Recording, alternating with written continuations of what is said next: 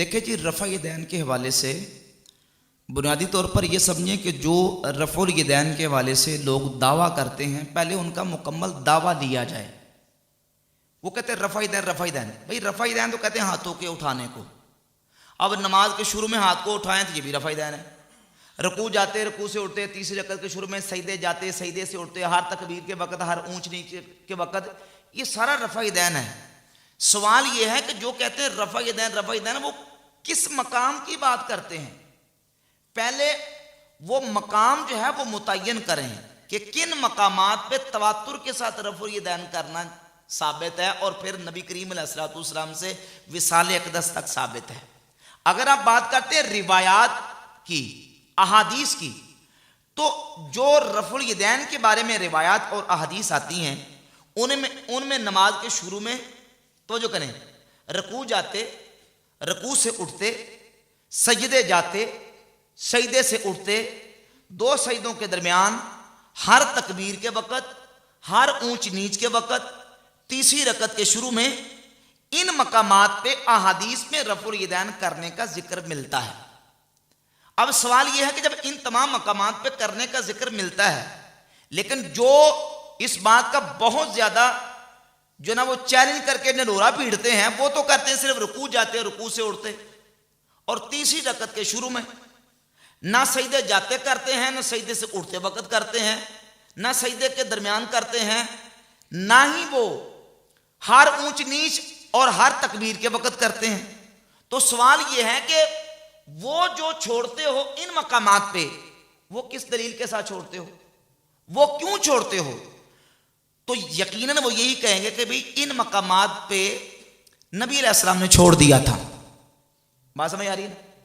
ہم کہیں گے جب سجدے جاتے اور سجدے سے اٹھتے چھوڑ دیا تھا، تو نبی کریم علیہ الصلوۃ والسلام نے رکوع جاتے اور رکوع سے اٹھتے وقت بھی چھوڑ دیا تھا۔ دلیل اس کے اوپر سیدنا عبداللہ ابن مسعود رضی اللہ تعالیٰ کی جامع ترمذی میں 257 نمبر حدیث ہے کہ سیدنا ابن مسعود رضی اللہ تعالیٰ عنہ فرماتے ہیں، الا اصلی بکم صلاۃ رسول اللہ صلی اللہ علیہ وسلم، کیا میں تمہیں رسول اللہ صلی اللہ علیہ وسلم کی نماز پڑھ کے دکھاؤں؟ فصلی فلم یرفع یدیہ الا فی اول مرۃ، حضرت سیدنا عبداللہ ابن مسعود نے نماز پڑھ کے دکھائی تو صرف اور صرف نماز کے شروع نماز میں رفع یدین کیا، باقی نہ رکوع جاتے، نہ رکوع سے اٹھتے، نہ سجدے جاتے، نہ سجدے سے اٹھتے، نہ تیسری رکعت کے شروع میں باقی کسی مقام پہ رفع یدین نہیں کیا، اور نماز پڑھ کے بتا دیا کہ یہ رسول اللہ صلی اللہ علیہ وسلم کی نماز ہے۔ سیدنا عبداللہ ابن مسعود رضی اللہ عنہ کی حدیث کو امام ترمذی نے بیان کیا اور کہا کہ حدیث ابن مسعود حدیث حسن وبہ یقول غیر واحد من اہل العلم من اصحاب نبی صلی اللہ علیہ وسلم، کہا کہ یہی کہا ہے نبی کریم علیہ السلام کے اہل علم کثیر صحابہ نے، والتابعین اور کثیر اہل علم تابعین نے، اور یہی نظریہ اہل کوفہ کا، یہی سفیان ثوری کا جو عبداللہ ابن مسعود رضی اللہ تعالیٰ بیان کر رہے ہیں۔ اور اس سلسلے میں سیدنا براء ابن عازب رضی اللہ تعالیٰ عنہ سے بھی ایک حدیث موجود ہے، امام ترمذی فرماتے ہیں، اور وہ براء ابن عازب رضی اللہ تعالیٰ سے سنن ابی داؤد میں اور مسند یعلا میں اور دیگر حدیث کی کتابوں میں حدیث موجود ہے کہ براء ابن عازب رضی اللہ تعالیٰ فرماتے ہیں، کان نبی صلی اللہ علیہ وسلم اذا کبر لافتتاح الصلاۃ رفع یدیہ، جب نبی کریم علیہ الصلوۃ والسلام نماز شروع کرتے اپنے دونوں ہاتھوں کو اٹھاتے حتیٰ کہ آپ کے انگوٹھے کانوں کی لو کے قریب ہو جاتے، پھر نبی کریم علیہ الصلوۃ والسلام رفع یدین نہیں فرماتے تھے۔ تو ان احادیث کی بنیاد پر اور پھر صحابہ کرام رضی اللہ تعالی عنہم سے، بالخصوص حضرت سیدنا عمر فاروق رضی اللہ تعالیٰ سے، امام ابن ابی شیبہ صحیح سند کے ساتھ، اور مولا علی رضی اللہ تعالیٰ عنہ سے امام ابن ابی شیبہ حدیث لے کے ہے کہ حضرت عمر کے بارے میں اسود تابعی کہتے ہیں کہ حضرت عمر جب نماز پڑھتے تو شروع نماز کے علاوہ باقی کسی مقام پہ رفع یدین نہیں کرتے تھے۔ مولا علی بھی نماز شروع کرتے تو شروع نماز کے علاوہ باقی مقام پہ رفع یدین نہیں کرتے تھے۔ سیدنا عبداللہ ابن مسعود جلیل القدر صحابی شروع نماز کے علاوہ باقی مقام پہ رفع یدین نہیں کرتے۔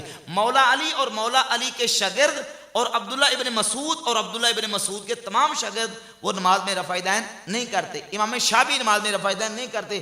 کثیر اجلہ تابعین، بڑے بڑے وہ تابعین جو صحابہ کرام کے دور میں فتوے دیا کرتے تھے، وہ تابعین بھی نماز میں رفع یدین نہیں کرتے۔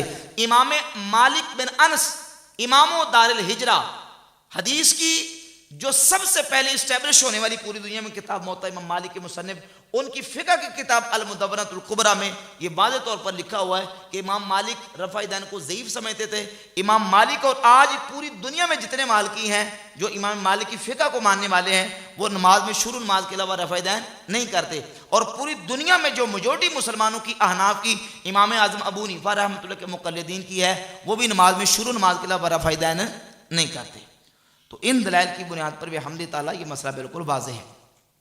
ٹھیک ہے جی، اور بات یوٹیوب پہ وہ مرزا صاحب کا ایک بیان سنا تھا، تو اس سلسلے میں بات میں نے جواب دے دیا ہے اس کا۔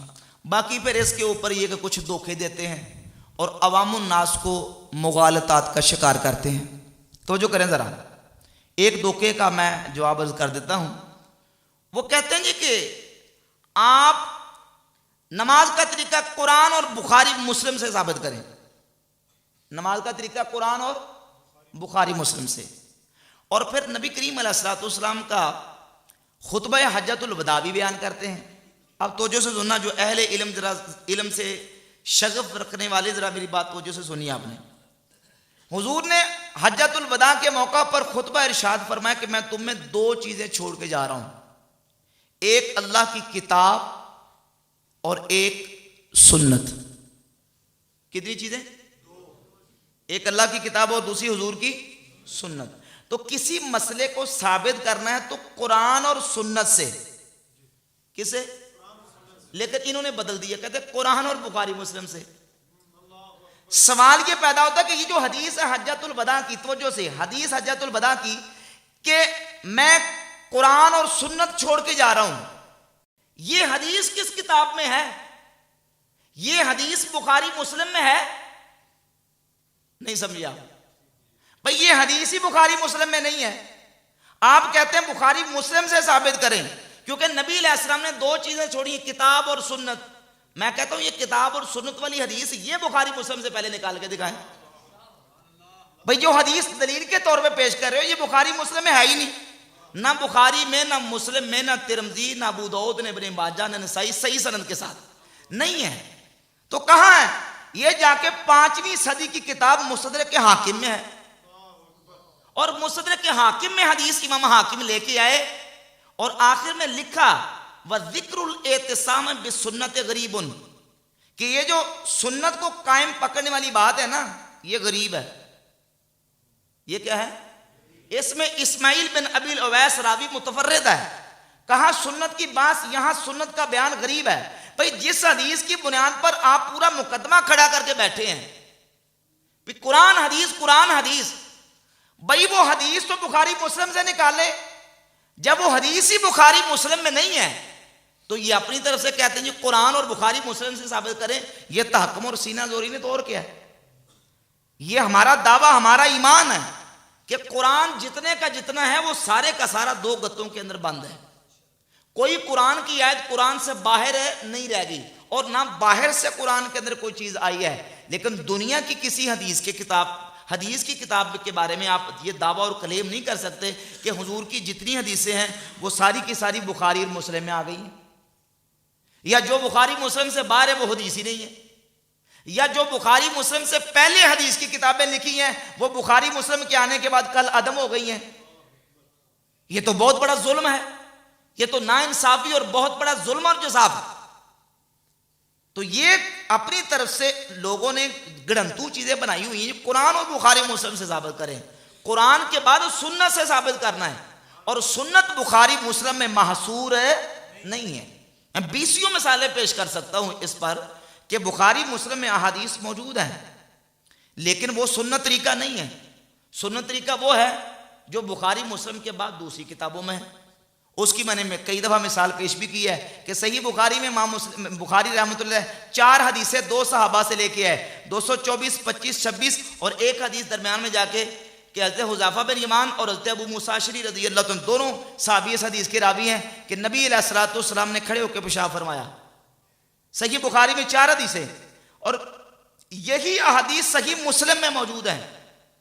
بخاری مسلم میں بیٹھ کے پیشاب کرنے کا طریقہ موجود نہیں ہے، نہ حدیث موجود ہے۔ تو اب کھڑے ہو کے پیشاب کرنے کو سنت قرار دیں گے؟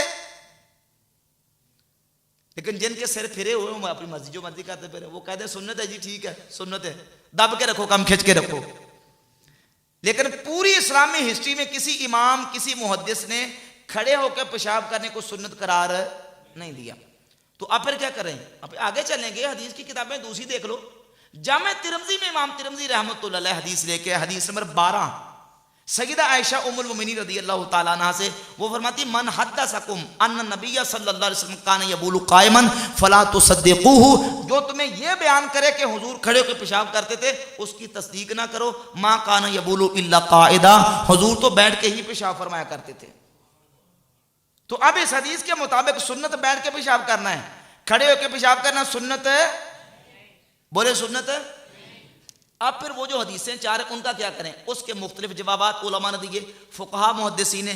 بعض نے کہا کہ وہ عمل اور طریقہ منسوخ ہو گیا، بعض نے کہا وہ احادیث مرجوح ہیں، یہ حدیث راجح ہے، بعض نے یہ کہا کہ وہ کسی جو نا وہ بیماری کی حالت میں رخصت کے طور پر تھا، اور سنت طریقہ جو ہے وہ سیدہ عائشہ کی حدیث کے مطابق ہے بیٹھ کے پیشاب کرنے کا۔